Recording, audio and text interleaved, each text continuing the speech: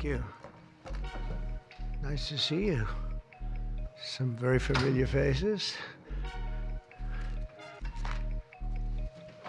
Well, thank you very much, and it's an honor to be here today. We have first full day as president. We're back, and we had a great first term, but we're going to have an even better second term, and I think we're going to do things that people will be shocked at. We're starting off with tremendous investment coming into our country at levels that nobody's really ever seen before, and they're very happy with the fact that I won the race and that they feel confident in their investments, and it's big money and high quality people. So my first day back from having a nice life, it's my honor to welcome three of the world's leading technology CEOs, and in the case of Larry Ellison, it's well beyond technology. He's sort of CEO of everything. He's an amazing man, an amazing business person. But to announce the largest AI infrastructure project by far in history, and it's all taking place right here in America. As you know, there's great competition for AI and other things, and they're coming in at the highest level. We're joined by Oracle Executive Chairman Larry Ellison, SoftBank CEO, my friend Masa Yoshi-san, and CEO of OpenAI, and I would say the by far the leading expert based on everything I read, Sam Altman. So that's great that you're coming in together. That's a massive group of talent and money. Together, these world-leading technology giants are announcing the formation of Stargate. So put that name down in your books, because I think you're going to hear a lot about it in the future. A new American company that will invest $500 billion at least in AI infrastructure in the United States, and very, very quickly, moving very rapidly, creating over 100,000 American jobs almost immediately. This monumental undertaking is a resounding declaration of confidence in America's potential under a new president. Let me be a new president. I didn't say it, they did. So I appreciate that, fellas. But it'll ensure the future of technology. What we want to do is we want to keep it in this country. China is a competitor and others are competitors. We want it to be in this country, and we're making it available. I'm going to help a lot through emergency declarations, because we have an emergency. We have to get this stuff built. So they have to produce a lot of electricity, and we'll make it possible for them to get that production done very easily at their own plants if they want, where they'll build at the plant, the AI plant, they'll build energy generation, and that will be incredible. But it's technology and artificial intelligence, all made in the USA. Beginning immediately, Stargate will be building the physical and virtual infrastructure to power the next generation of advancements in AI, and this will include the construction of colossal data centers, very, very massive structures. I was in the real estate business. These buildings, these are big, beautiful buildings, are going to employ a lot of people, and physical campuses in locations currently being scouted nationwide. They're making their choices of locations. I think they have their choice. I'd like to ask Larry, Sam, and Masa to say a few words and just talk about a little bit about what they're doing, and if you have any questions, and then we'll go into a couple of other subjects also. But this is, to me, a very big thing. $500 billion Stargate project. I think it's going to be something that's very special. It'll lead to something that could be the biggest of all. So, Larry, maybe we'll start with you, and we'll go down the line. Thank you.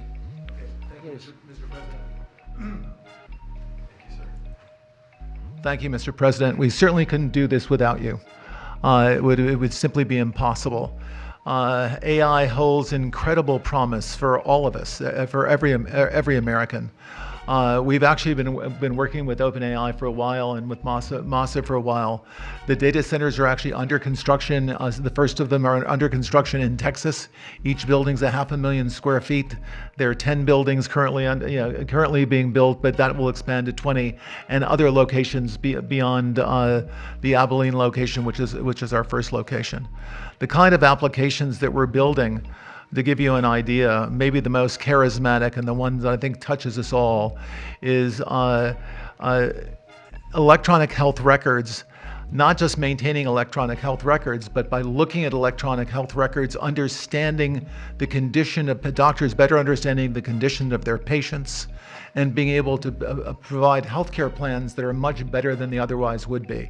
A doctor in Indian River Reservation would be able to see how a doctor at Memorial Sloan Kettering would treat the patient, or a doctor at Stanford would treat the patient.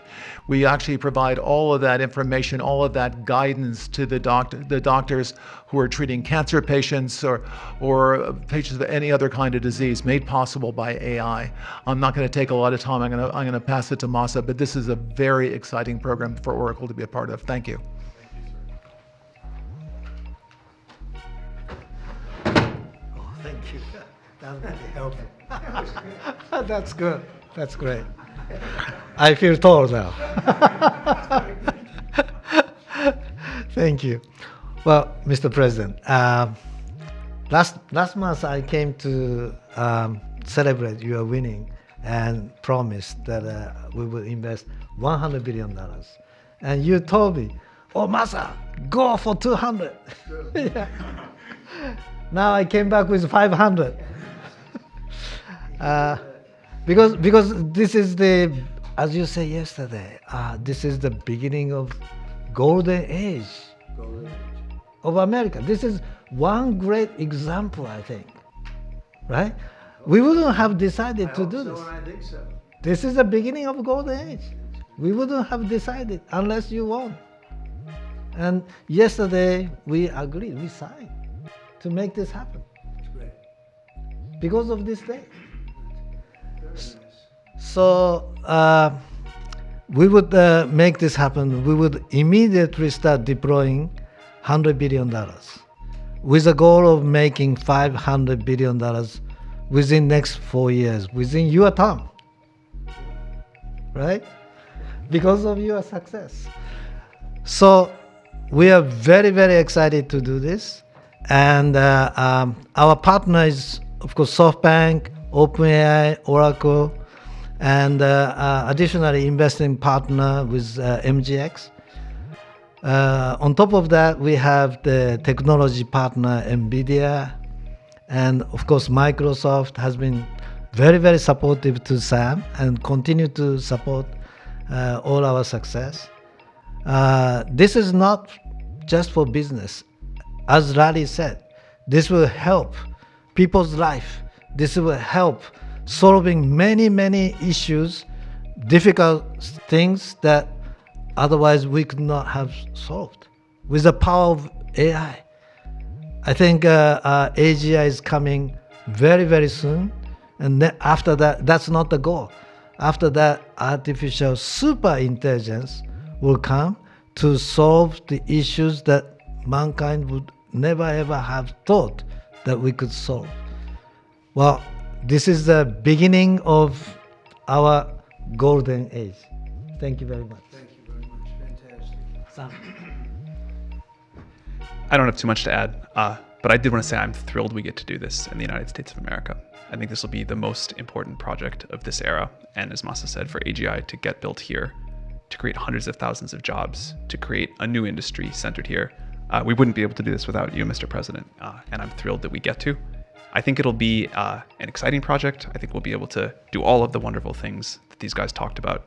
But the fact that we get to do this in the United States is, I think, wonderful. So thank you very much. Could you just say one word?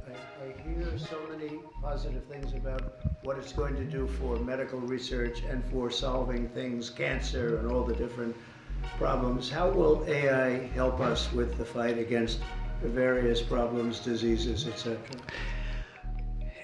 these guys can maybe share more about some of the work they're doing there. I think they'll jointly be some of the leaders about driving progress here. But I believe that as this technology progresses, we will see diseases get cured at an unprecedented rate. We will be amazed at how quickly we're curing this cancer and that one and heart disease, and what this will do for the ability to deliver very high quality healthcare, the costs, but really to cure the diseases at a rapid rate, I think will be among the most important things this technology does. Great. Very good. Thank you. Can I speak in and answer that question, Mr. President? So we're currently working on. Should I step on this? Okay. All right. No. I'm not that tall. I'm not that tall. You look even better. Thank you, Mr. President. One of the most exciting things we're working on, using the tools that Sam and Masa are providing, is a cancer vaccine. It's very interesting. It turns out, I'll be quick, all of our cancers, cancer tumors, little fragments of those tumors float around in your blood. So you can do early cancer detection. If you can do using AI, you can do early cancer detection with a blood test. And using AI to look at the blood test, you can find the cancers that are actually seriously threatening the person. So we can, again, cancer diagnosis using AI has the promise of just being a simple blood test. Then beyond that, once we gene sequence that cancer tumor, you can then vaccinate the person, design a vaccine for every individual person to vaccinate them against that cancer. And you can make that vaccine, that mRNA vaccine, you can make that robotically, again using AI, in about 48 hours. So imagine early cancer detection, the development of a cancer vaccine for your particular cancer aimed at you, and have that vaccine available in 48 hours. This is the promise of AI and the promise of the future. Great. Thanks. Thank you, sir. Yeah, just 1 second. We'll finish up. But these are highly respected guys. I was shocked with Larry because I don't even think Larry does this stuff. You did a very good job for a guy that doesn't do it much, right?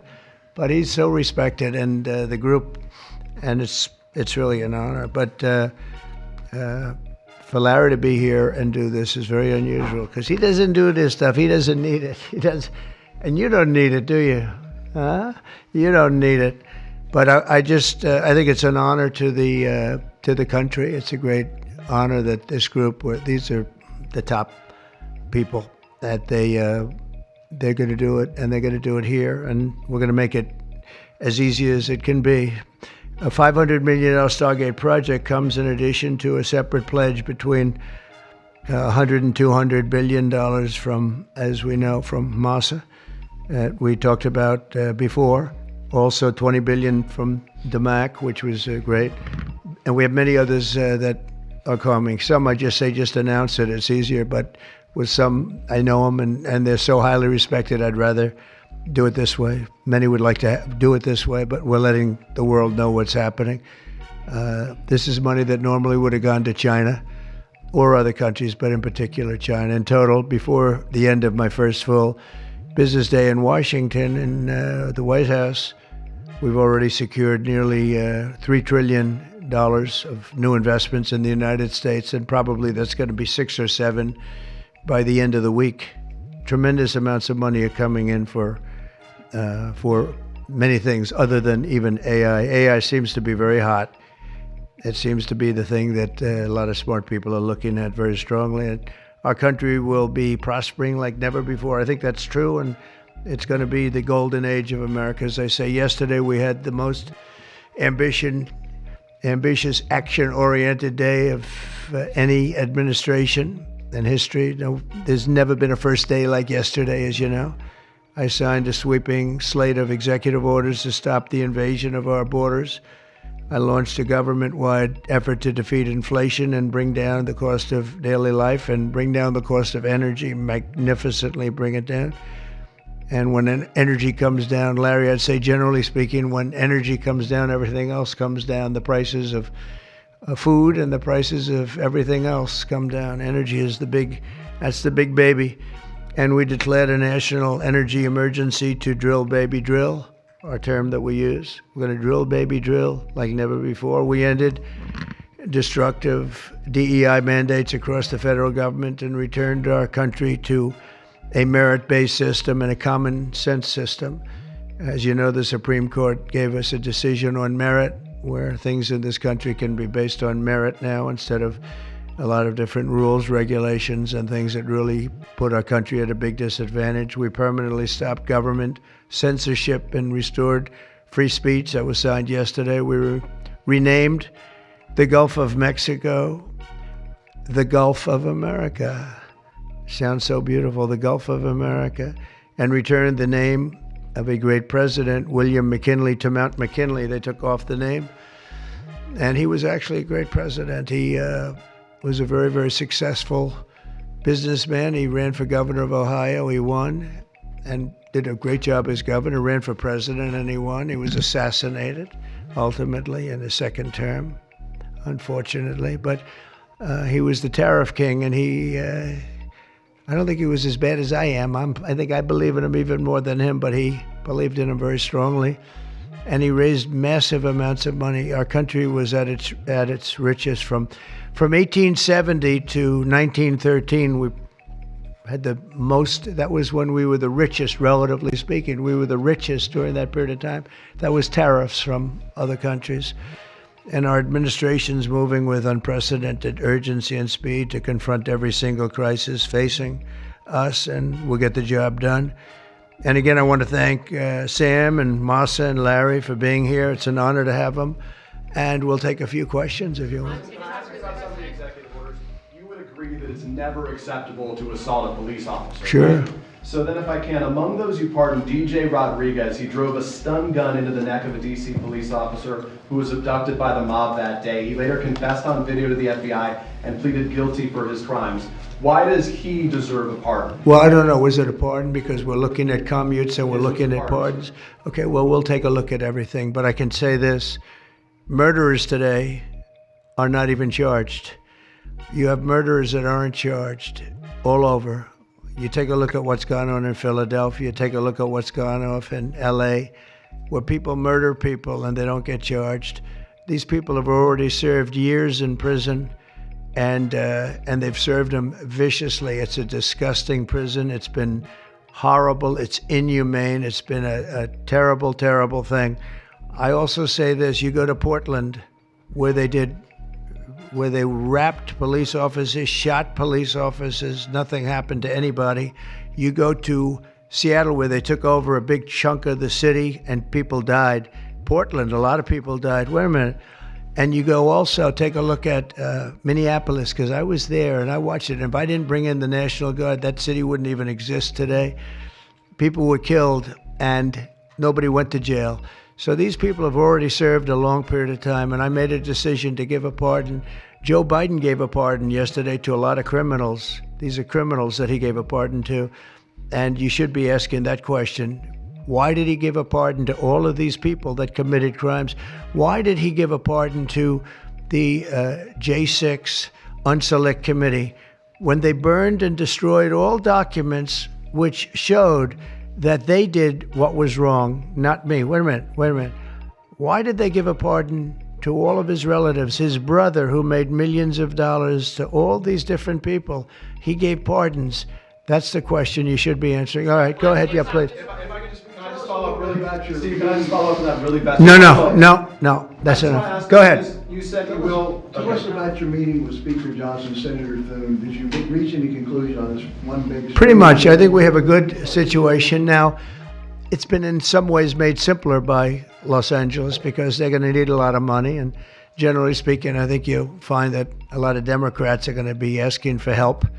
So I think maybe that makes it more one-sided. I think we're going to do very well. Look, we're going to take care of Los Angeles. I'm going there. I'm going to North Carolina, which has been abandoned by the Democrats.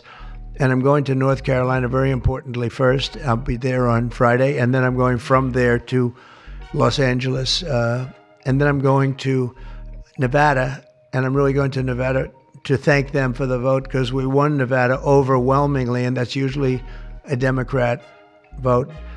And I just want to go there to thank the people of Nevada for the big vote. So we'll be making that. Yeah, please. Mr. President, the leaders of the Proud Boys and the Oath Keepers were freed following their pardons yesterday. At the time back in 2021, you urged them to stand back and stand by. Is there now a place for them in the political conversation? Well, we have to see they've been given a pardon. I thought their sentences were ridiculous and excessive. One of the guys took down a flag that was an anti-American flag, and he was given years in jail. I don't know the exact number, but he was given many years in jail. I thought it was very excessive. And at least the cases that we looked at, these were people that actually love our country, so we thought a pardon would be appropriate, yeah. Mr. President, is it also true in your conversations with Republicans today that you asked them to consider recess appointments for cabinet officials? I think, yeah, if it's needed. I don't think it's going to be needed. Marco, as you know, got passed overwhelmingly with 99-0, which is pretty amazing. Marco's going to do a great job, Secretary of State. But he just got, I guess he was the first one and just got approved.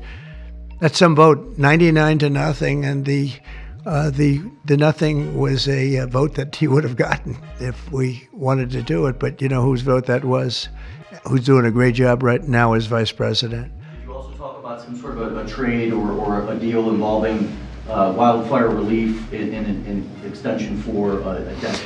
Well, what I really want to have done, I was talking about this with the guys back in the Oval Office. Los Angeles has massive amounts of water available to it. All they have to do is turn the valve, and that's the valve coming back from and down from the Pacific Northwest, where millions of gallons of water a week and a day, even in many cases, pours into California, goes all through California down to Los Angeles. And they turned it off. It's off now. The valve it turns toward the Pacific Ocean, and all that water goes pouring into the Pacific Ocean.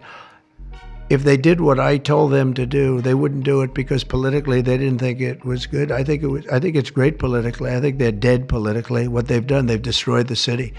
What they've done to that city is unbelievable. The sprinklers, their sprinklers in there like these right here that you see, none of them had any water in them. They didn't have any water. The fire hydrants, 40% of them had no water. The brush was just dry. Everything was dry. The sprinklers on the lawn weren't allowed to even be used. So, you know, everything was dry, and it was an inferno. They created an inferno. So we're demanding that they turn the valve back toward Los Angeles right now. It's not even believable that they haven't done it. Just so you know, they have a valve, and it turns like, think of a sink, but multiply it times many thousands of times the size of it. It's massive. And you turn it back toward Los Angeles. Why aren't they doing it? They either have a death wish, they're stupid, or there's something else going on that we don't understand.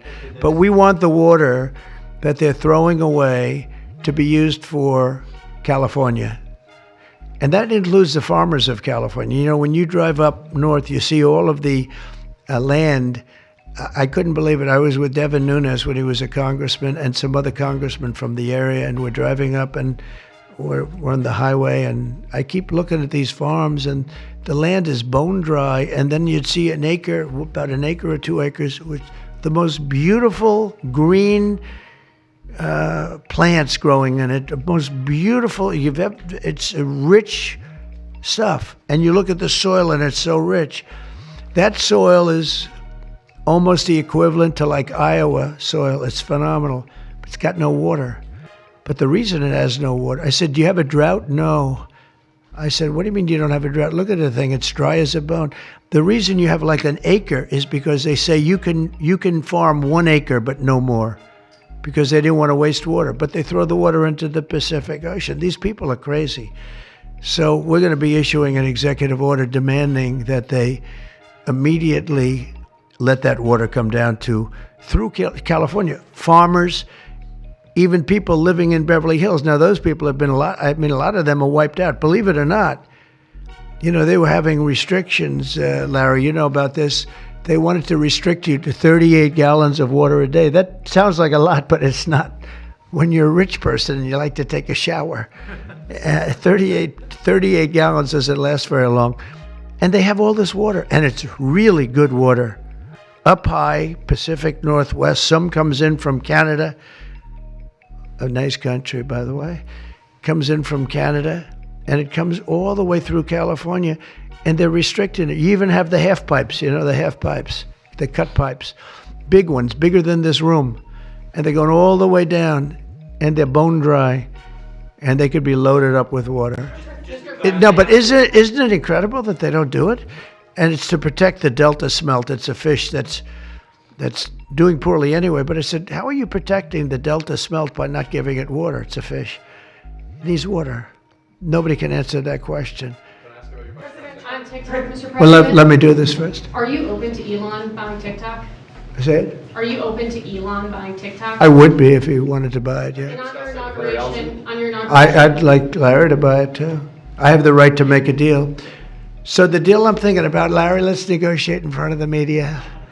The deal, I think, is this, and I've met with owners of TikTok, the big owners. It's worthless if it doesn't get a permit. It's not like, oh, you can take the U.S. The whole thing is worthless. With a permit, it's worth like $1 trillion. So what I'm thinking about saying to somebody is buy it and give half to the United States of America, half, and we'll give you the permit. And they'll have a great partner, the United States.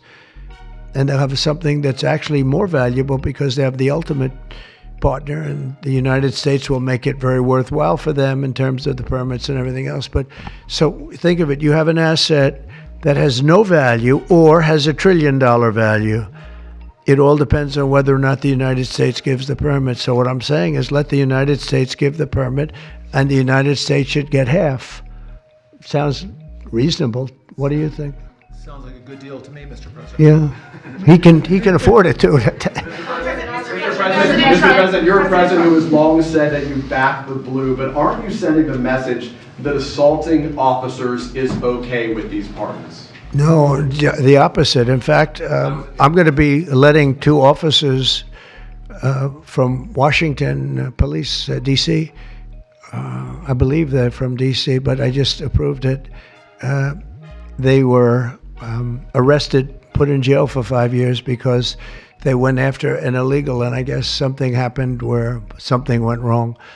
And they arrested the 2 officers and put them in jail for going after a criminal, a rough criminal, by the way. And I'm actually releasing. No, I am the friend of police, more than any president that's ever been in this office. More than 400 of the people that you pardoned, though, assaulted officers. So I want to ask you about the Vice President, J.D. Vance. He said, this is a week ago, he said, if you committed violence on January 6th, obviously you should not be pardoned. Why is your Vice President wrong? Well, only for one reason. They've served years in jail. They should not have served, and they've served years in jail, and murderers don't even go to jail in this country. And we had 1,500, we have 16 under review. As you know, we commuted about 16 of them because it looks like they could have done things that were not acceptable for a full pardon. But these people have served years of jail, and their lives have been ruined. And in many cases, listen to me for a second. Stop interrupting.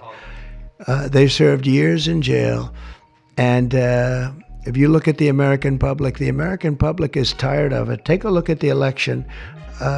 Just look at the numbers on the election. We won this election in a landslide because the American public is tired of people like you that are just one-sided, horrible people in terms of crime. You don't talk about all the people that have been killed and what happens to those murderers.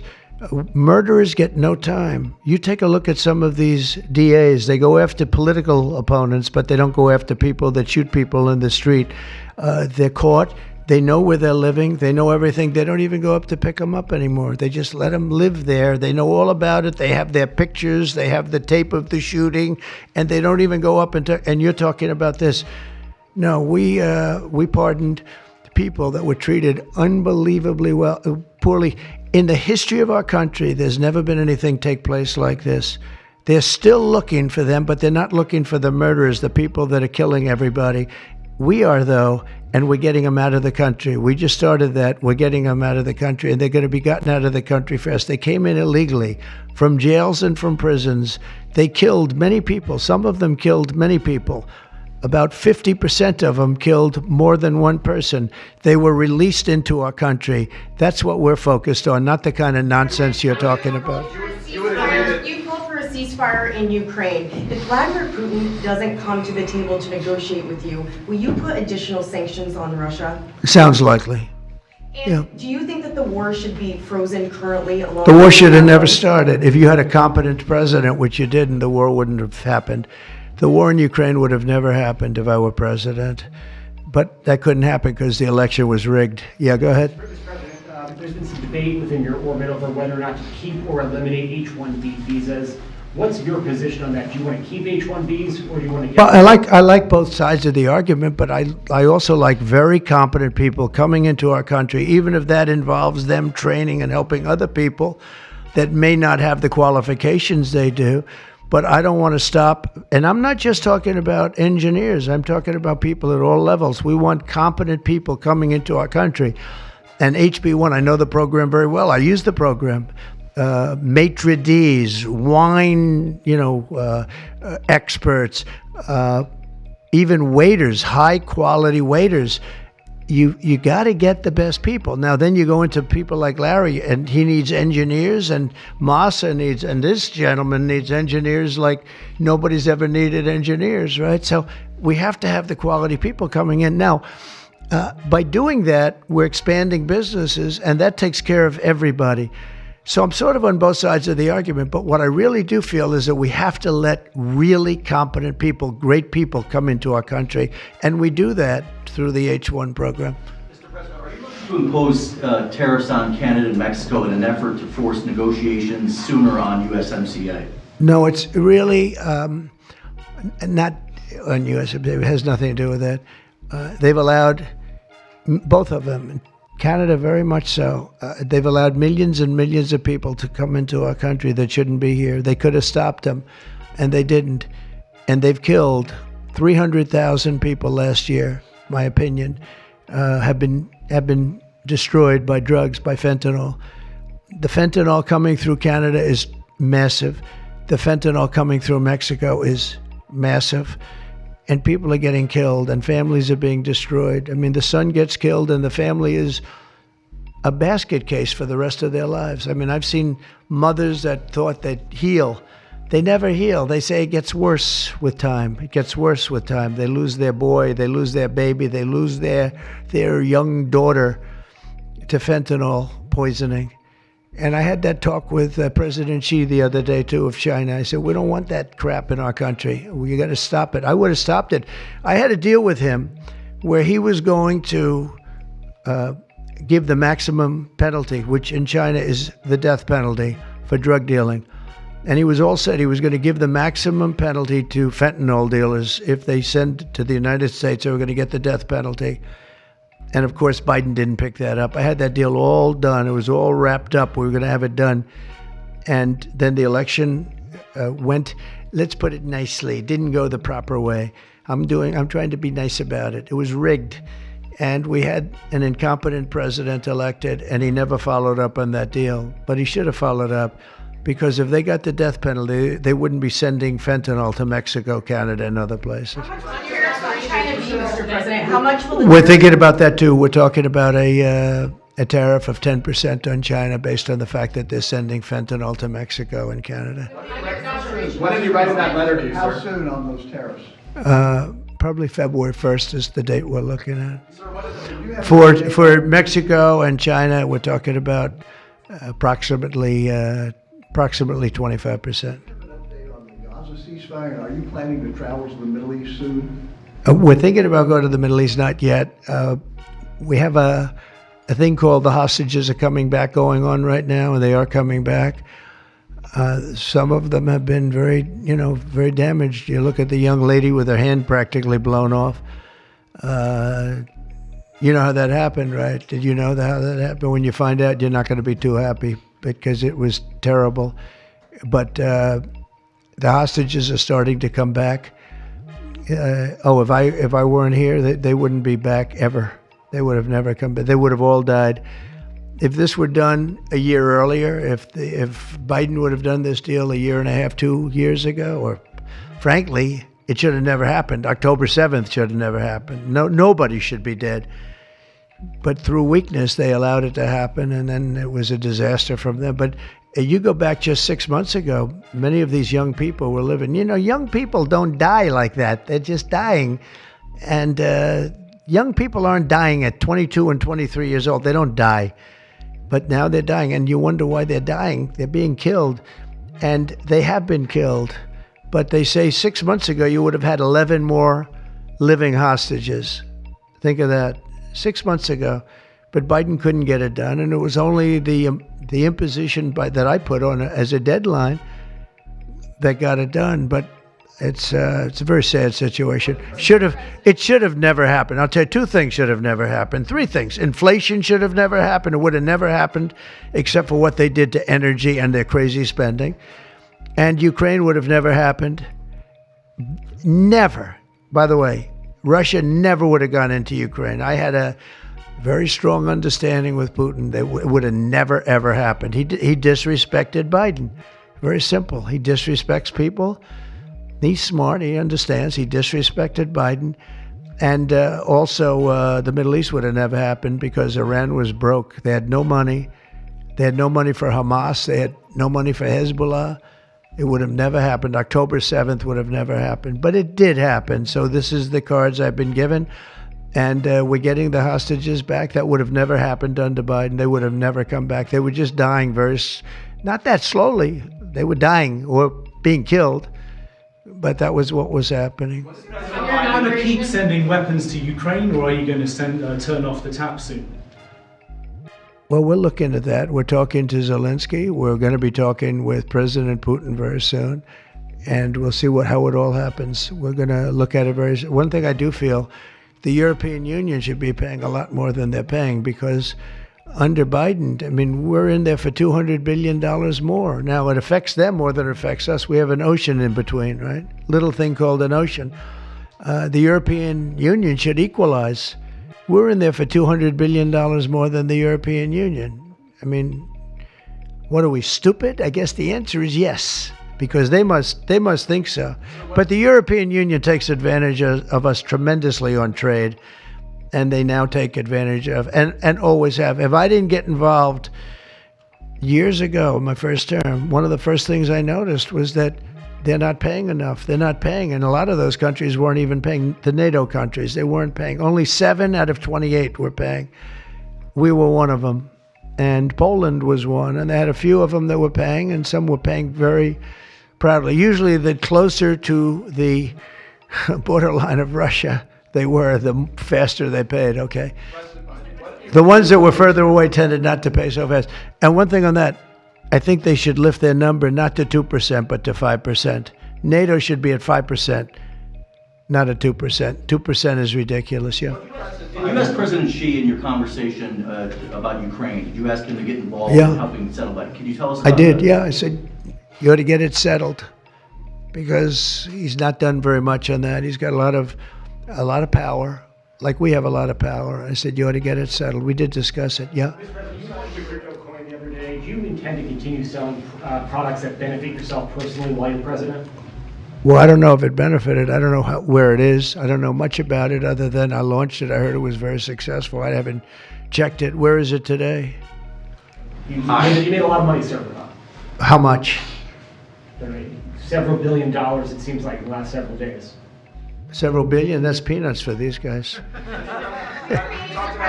you talked about the letter from President Biden. Can you give us some sense, broadly speaking? Yeah, he wrote me a nice letter. I mean, I did open it last night. And I didn't know. Peter said, did you get the letter? I said, wait a minute, let's see the letter. It's sort of a tradition. You put it in the drawer, especially of the beautiful Resolute desk, right? And I opened the drawer, and there it was. It said to number 47. And it was a very nice letter. I mean, I could show it because I think it was a nice letter. Maybe I will. I think just basically it was a little bit of an inspirational type letter, you know. enjoy it, do a good job. Important, very important, how important the job is. But I think it was a nice letter. I think I should let people see it because it was a positive for him in writing it. I appreciated the letter. Mr. President, were security concerns at all a factor when deciding to move your inauguration indoors? No, not at all. No, not at all. It was just cold. Look, if we would have, I just went out to the helicopter, right, we said goodbye. That's a tradition. As long as before it used to be a stagecoach, and then helicopters came along. But that's been a tradition. You go out and you do that. And we stood there for 10 minutes, and I'll tell you what, people would not have been able to get through that day. That was cold. It was sort of interesting. Don't let the sun fool you. Tell me something. Sunny days can get very cold, can't they? Because that was so freezing yesterday. You couldn't have gotten through it. It would have been. And the answer is no, it wasn't security. With that being said, I thought the Capitol, the Rotunda, was beautiful.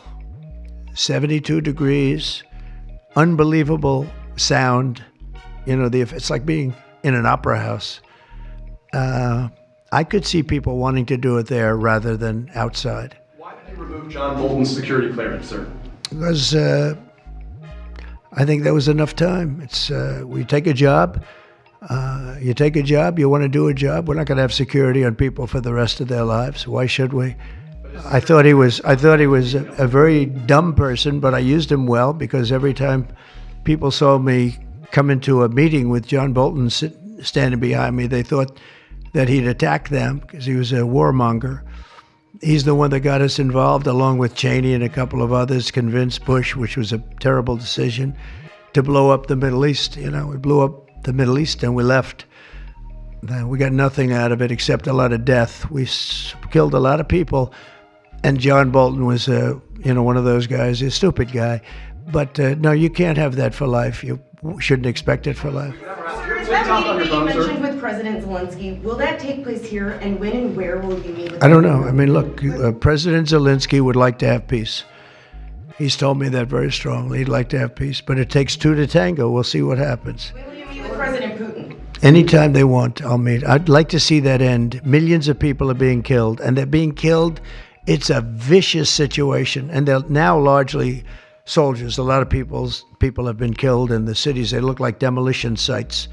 Buildings, massive buildings bombed and coming down. The thing with Ukraine is that many more people died than you're reporting. You're not reporting the real numbers, and I'm not blaming you for that. I'm blaming maybe our government for not wanting to release those numbers. Many more people died than what you know about.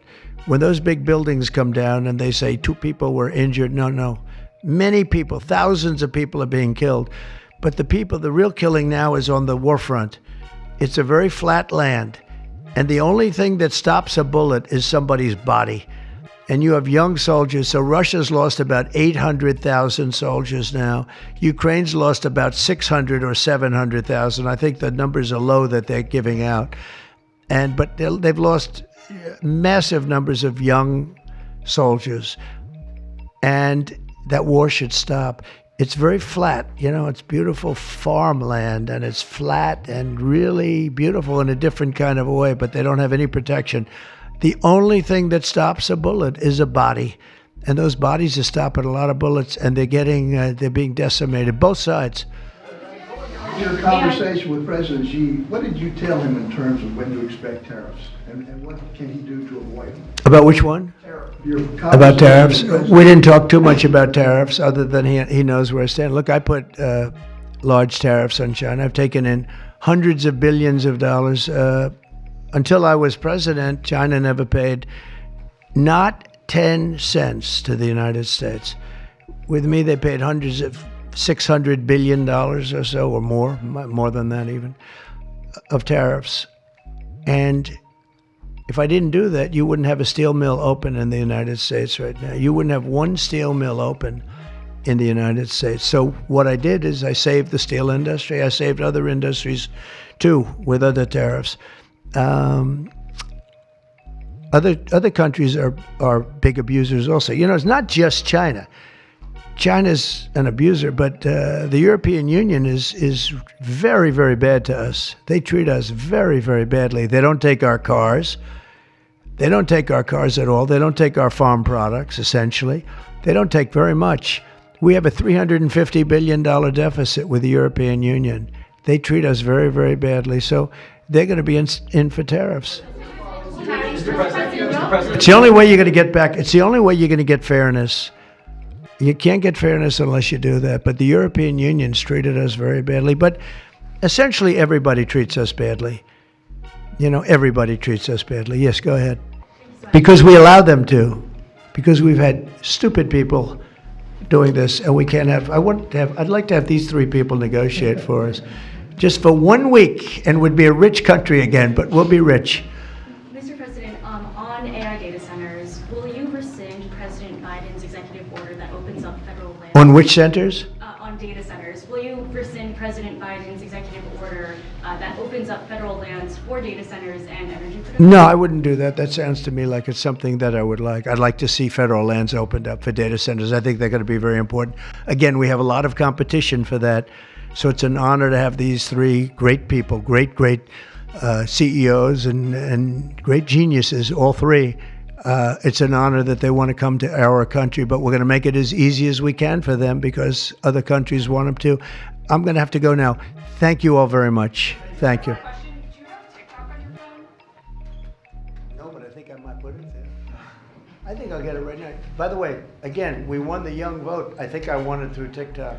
So I have a warm spot in my heart for TikTok. Okay? Thank you. Thank you very much. Thank you, Mr. President.